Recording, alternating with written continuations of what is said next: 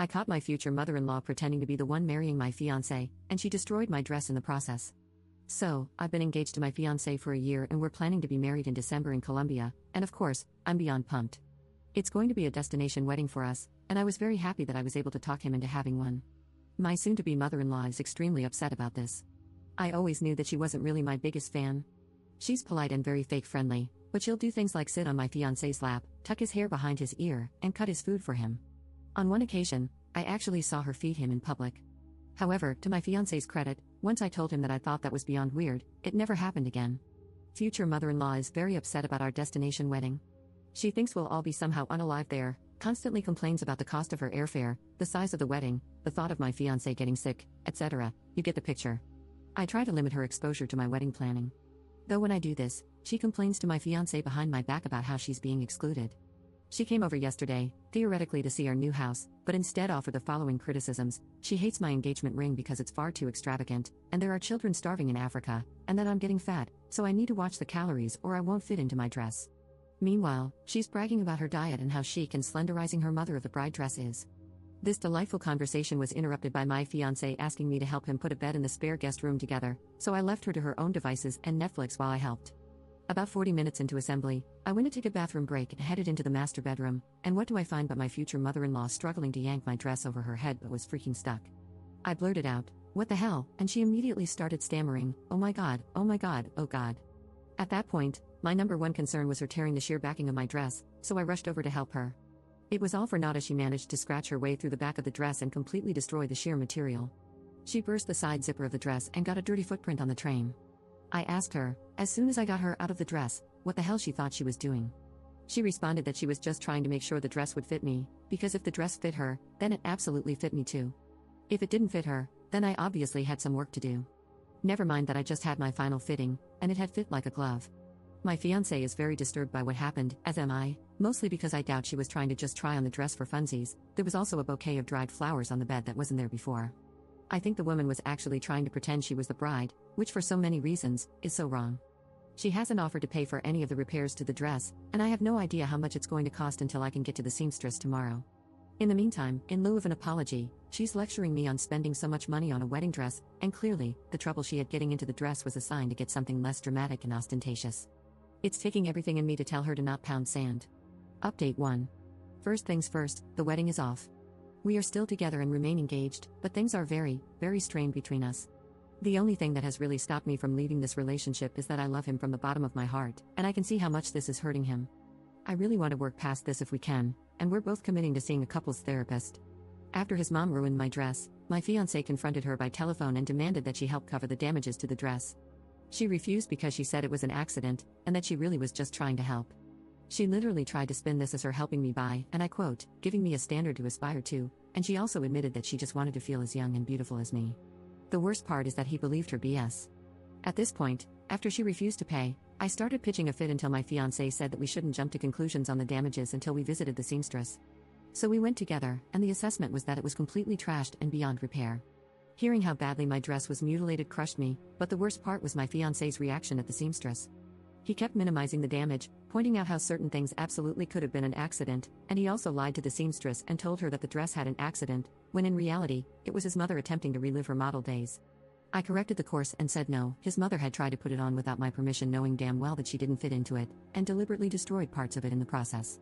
The real fun started when we got home, where I told him that if she didn't pay, then I wanted to sue her for damages to the dress.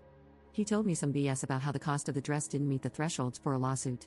I took straight to the internet and Googled the thresholds for small claims court in Virginia before printing all of the responses I got and forcing him to read them. He conceded that she owed us something and called her, with me sitting there. As I sat there, I kid you not, he argued with her for all of 5 minutes before she broke down sobbing, accused him of not loving her, called me trash for turning him against her, and how could money be more important than her love for him. He actually soothed her and told her that he understood, but that I'm being super emotional over the dress, and this would help me calm down. She started babbling and sobbing, and he said that he'd talk to me. After they hung up, he had the nerve to turn to me and say that all he wanted was peace and to please just let him pay for the dress and let this go away. I lost it and started screaming at him. I cried harder than I probably ever have cried because I honestly feel that he took her side over mine. I told him that it wasn't about the dress and that if he genuinely believed that this was over an overpriced dress at this point, then we needed to cancel the wedding and he and his mom could have a nice vacation to Colombia without me. We argued, and like he's been doing, told me that he saw my point. I told him that I didn't want her at the wedding, and shockingly, he agreed. I sat next to him the next day when he called her and told her that because of what happened, we couldn't have her at the wedding. I actually felt proud when he hung up on her after she screamed and sobbed about how he can't do this to his own mother.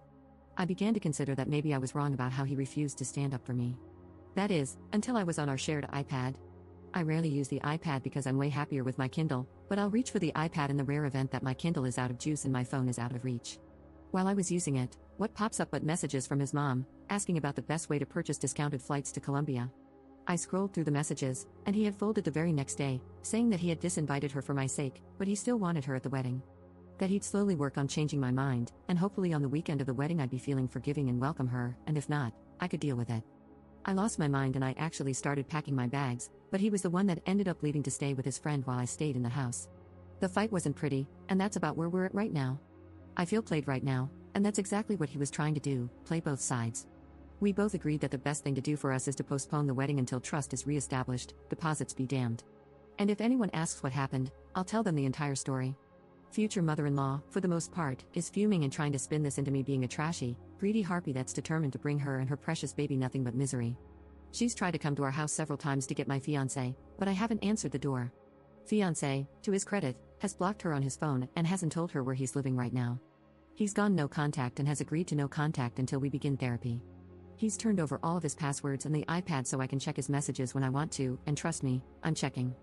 I love him, and I want to be able to go the distance with him, but while his mom is in the picture, I just don't think I can. For God's sake, I'm looking through his email accounts and messages for contact from his mother. I can't even begin to explain just how messed up that is. Update 2. There are several new things to report. One being that my fiancé has kept his end of the bargain. He's had no contact with his mother, and I know for sure because I'm religiously checking his accounts, and she's also losing her mind. This week, I have had my Ring app go off 4 times, all at odd hours of the night, and it's her. I have footage of her shoving notes under my door. The notes all say something along the lines of demanding to be able to speak with my fiancé and how I am driving a wedge between them. There are countless text messages asking me why I'm forbidding contact between my fiancé and his mother, and how unnatural it is to stop a son from seeing his mother, and that I'm going to burn in hell, and am a disgrace to womanhood. She even came to my work, and when I refused to see her, security escorted her out. When I pulled out of the parking garage, I saw her waiting by the employee entrance. Fiancé and I typically go shopping on Wednesday nights, and she knows this because she's gone with us a couple of times. Guess who was waiting for us in the parking lot at 7 p.m.? Thankfully, we didn't get out of the car after we saw her pacing around the entrance. I'm documenting everything just in case she continues to get crazier. Fiancé and I will be going to the local PD tomorrow to file a report and look into getting a temporary restraining order. Thank you to everyone that's offered me kind words, support, and even offers of baked goods. You guys are wonderful, and I really appreciate you.